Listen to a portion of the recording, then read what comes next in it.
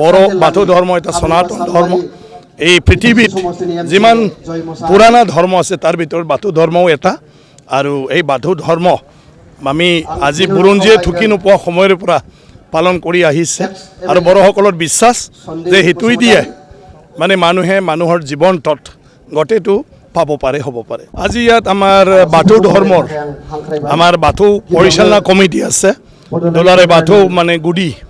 মানে আফাদ বুলি তেওঁলোকৰ কনফাৰেন্স আছিলে আৰু ইয়াৰ লগতে তেওঁলোকে কেৰাই পূজাও মানে কৰাৰ কাৰণে কিবা লৈছে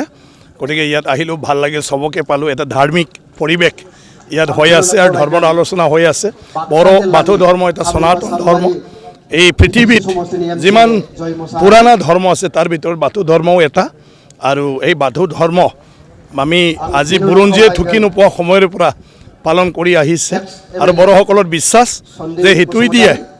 মানে মানুহে মানুহৰ জীৱনটোত গোটেইটো পাব পাৰে হ'ব পাৰে